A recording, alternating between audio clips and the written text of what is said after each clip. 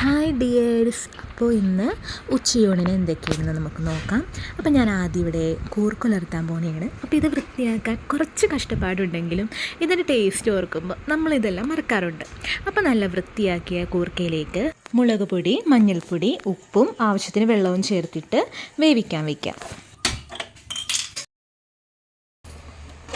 അപ്പോൾ കൂർക്കയിലെ വെള്ളമെല്ലാം വറ്റി നന്നായിട്ട് വെന്ത് വന്നിട്ടുണ്ട്. ഇനി ചട്ടിയിലേക്ക് വെളിച്ചെണ്ണ ഒഴിച്ചു കൊടുക്കാം. ഇതിൻ്റെ കൂടെ തന്നെ ചതച്ച വറ്റൽമുളകും ഉള്ളിയും കൂടി ചേർത്ത് ക്രഷ് ചെയ്ത് വെച്ചതാണ്. അതും കൂടി ഇട്ടിട്ട് കറിവേപ്പിലയും കൂടി ചേർത്തിട്ട് ഇതിൻ്റെ പച്ചമണം മാറണ വരെ നന്നായിട്ട് വഴറ്റി കൊടുക്കാം. ഇനി നമ്മൾ വേവിച്ച് വെച്ച കൂർക്ക ഇതിലേക്ക് ചേർത്ത് കൊടുക്കാം. എന്നിട്ടൊരു 4 മിനിറ്റ് ചെറിയ തീയിലിട്ട് ഇതൊന്ന് വഴറ്റിയെടുക്കാം. അപ്പോൾ ഇത്ര ആയപ്പോഴേക്കും നമ്മുടെ കൂർക്ക ഉലർത്തിയത് ഇവിടെ റെഡി ആയിട്ടുണ്ട്. അപ്പോൾ ഇനി നമുക്ക് ഉണക്കമീൻ വറുത്തെടുക്കാം. നന്നായി കഴുകി വൃത്തിയാക്കിയ ഉണക്കമീനിലേക്ക് മുളക് പൊടി, ഉപ്പും ചേർത്തിട്ട് നന്നായി മിക്സ് ചെയ്യാം. എന്നിട്ടൊരു 10 മിനിറ്റ് നമുക്കിത് മാറ്റി വയ്ക്കാം. അതിനുശേഷം പാൻ ചൂടായി വരുമ്പോൾ അതിലേക്ക് വെളിച്ചെണ്ണ ഒഴിച്ചിട്ട് അതിൻ്റെ മുകളിലേക്ക് ഇതുപോലെ മീനിട്ട് തിരിച്ചും മറിച്ചുമിട്ട് ചെറിയ തീയിൽ നന്നായിട്ട് വറുത്തെടുക്കാം. ഇനി മറ്റൊരു ചട്ടി വെച്ചിട്ട് നമ്മൾ മീൻ വറുത്ത അതേ എണ്ണ ഒഴിച്ചു കൊടുക്കാം. ഇതിലേക്ക് വേപ്പിലിട്ട് കൊടുക്കാം. ഇനി ഇതിൻ്റെ കൂടെ തന്നെ ഉള്ളിയും ചതച്ച മുളകും കൂടി ഇട്ടിട്ട് നമുക്കിതിൻ്റെ പച്ചമണം മാറണ വരെ വഴറ്റി കൊടുക്കാം. ഇനി നമ്മൾ വറുത്ത് വെച്ച ഉണക്കമീൻ ഇട്ടിട്ട് മിക്സ് ചെയ്ത് കഴിഞ്ഞാൽ നമ്മുടെ ഉണക്കമീൻ ഫ്രൈ ഇവിടെ റെഡി ആയിട്ടുണ്ട്.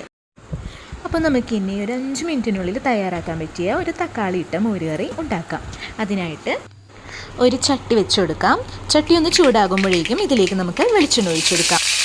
വെളിച്ചെണ്ണ ചൂടായി വരുമ്പോഴേക്കും ഇതിലേക്ക് ഉലുവയും കടുക് ഇട്ട് കൊടുക്കാം. ഇത് നന്നായിട്ടൊന്ന് പൊട്ടി വരുമ്പോൾ ഇഞ്ചി കൊത്തിയരിഞ്ഞത് ഇട്ട് കൊടുക്കാം. അതിലേക്ക് വറ്റൽമുളകും കറിവേപ്പിലയും ചെറിയുള്ളിയും ഇടാം. എന്നിട്ട് ഇതെല്ലാം കൂടി നന്നായിട്ട് വഴറ്റിയെടുക്കാം. ഇനി ഇതിലേക്ക് 2 തക്കാളി കട്ട് ചെയ്തത് ഇട്ട് കൊടുക്കാം. ഇതിൻ്റെ കൂടെ ഉപ്പും കൂടി ചേർത്തിട്ട് തക്കാളി വെന്ത് വരണ വരെ നന്നായിട്ട് വഴറ്റിയെടുക്കാം. ഇനി മഞ്ഞൾപ്പൊടി, മുളക് പൊടി ചേർത്തിട്ട് നന്നായിട്ട് വഴറ്റി കൊടുക്കാം. ഇനി തൈര് ചേർക്കാം. ഞാനിവിടെ ഇളനാടിൻ്റെ തൈരാണ് എടുത്തേക്കുന്നത്. നല്ല തിക്ക് ആൻഡ് ക്രീമി ആയിട്ടുള്ളൊരു കൺസിസ്റ്റൻസിയിലാണിത്. ഒട്ടും വെള്ളം ചേർക്കേണ്ടി വരില്ല. ഇപ്പോൾ തക്കാളി ചേർത്തുണ്ടാക്കിയ മോരുകറി ഇവിടെ റെഡി ആയിട്ടുണ്ട്. അപ്പോൾ ഇത്രയേ ഉള്ളൂ. ഇതുപോലുള്ള സിമ്പിൾ റെസിപ്പികൾ നമ്മുടെ മനസ്സിൽ എപ്പോഴും ചേർന്നിരിക്കും അല്ലേ?